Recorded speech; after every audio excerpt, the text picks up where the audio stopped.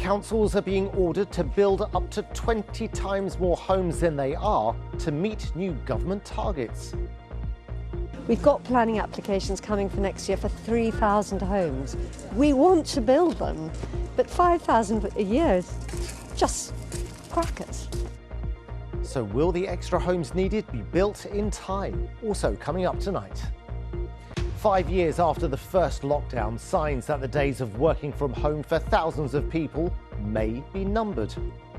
I mean, when I was young, I remember there being bowls of potatoes, roast potatoes on the bar, or if you know, East London, whelks. The EastEnder from EastEnders, Danny Dyer, encouraging all Londoners to support their local as many pubs face closure.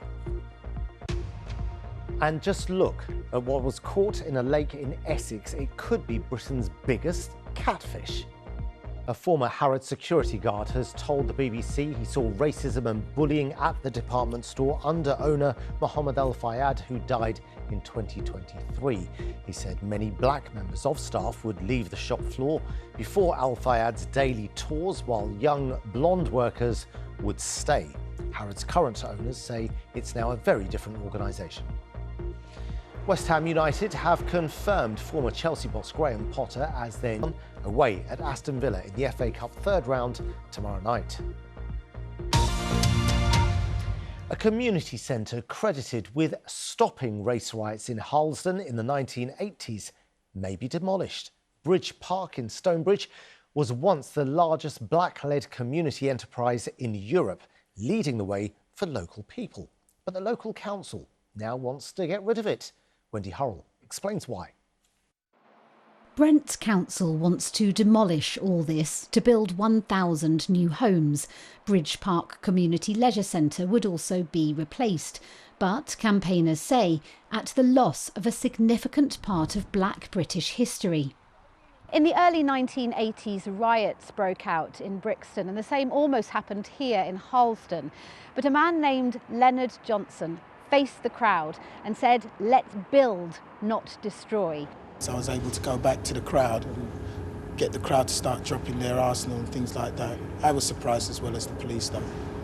Yeah, well, you can see that. The main area that is all this, right? He co-founded the Harlesden People's Community Council.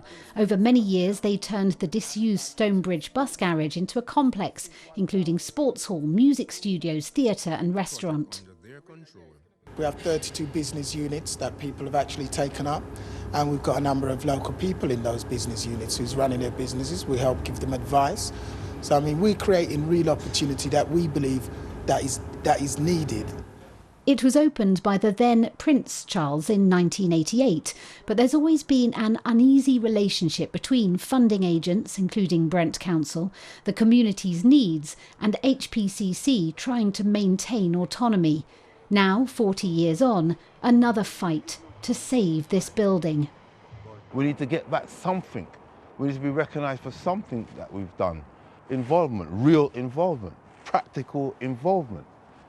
Not just, here you are. That's what we've worked for, to be self-sufficient, to be significant, to a legacy that my child, my son can say, I can do it too. My dad did it. There's community people that got so much abilities and skills to offer. Brent Council says the centre is no longer fit for purpose and the borough has changed over the years. The accusation is that this is eradicating a really important part of black history in London. We do want to rebuild, okay? Yeah. When you rebuild, it doesn't mean that you're losing the history, right? You can actually bring back the ambitions that people had at that time into the new space. Going forward, we can create those spaces, we can utilise them and make sure that those uses are part and parcel of the plans we develop and create something that will deliver for all our communities. The Save Bridge Park campaign launches later this month. Meanwhile, the council says a decision will be made early this year. Wendy Hurrell, BBC London.